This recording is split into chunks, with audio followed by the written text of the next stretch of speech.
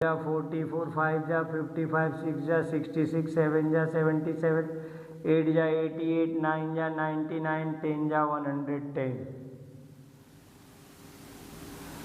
12 1 जा 12, 2 जा 24, 3 जा 36, 4 जा 48, 5 जा 60, 6 जा 72, 7 जा 84, 8 जा 96, 9 जा 108, 10 जा 120। अब कहेंगे बोला था 10, 12 तक कैसे लिख दिया, क्यों लिख दिया, तो मैं बताऊंगा। सबसे पहले आप देखिए हमने नंबर क्या दिया था, नंबर था 12।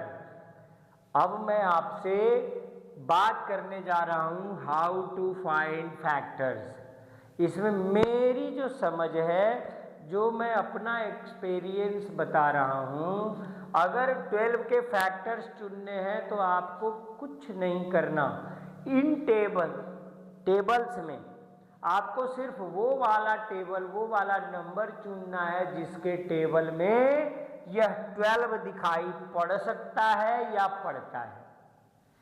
तो पढ़ सकता है इसलिए बोला क्योंकि यहाँ 110 या 10 तक ही लिखते हैं, इसमें भी 12 दिखाई पड़ सकता है। कब?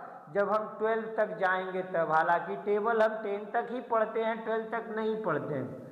तो क्या 12 तक टेबल नहीं होते? टेबल तो इन्फिनिटिव होते हैं, लेकिन हम इसलिए इन्फिनिटिव नहीं पढ़ते कि अगर एक ही टेबल पढ़ने लगे तो पूरी उम्र बीत जाएगी, फिर भी खत्म नहीं होगा।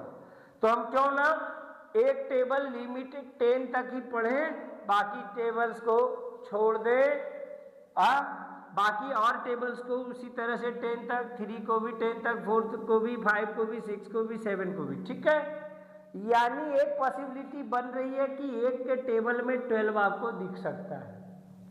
2 के टेबल में तो ऑलरेडी दिख ही रहा है, तो 2 भी सही हो गया। यानी 2 के टेबल में दिख सकता है, 1 के टेबल में दिख सकता है, 3 के टेबल में भी दिख रहा है, 4 के टेबल में भी दिख रहा है, 5 में तो नहीं हो सकता, 6 के टेबल में दिख रहा है, फिर 7 नहीं है, 8 नहीं है, 9 नहीं है, 10 नहीं है, 11 नहीं है, फिर 12 के टेबल में तो 12 खुद ब खुद रहेगा ही।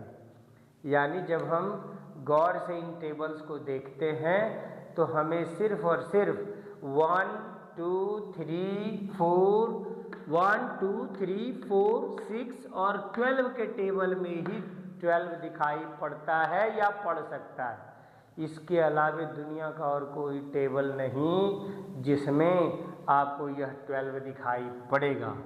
तो हम दावे के साथ कह सकते हैं इसके फैक्टर्स कौन होंगे।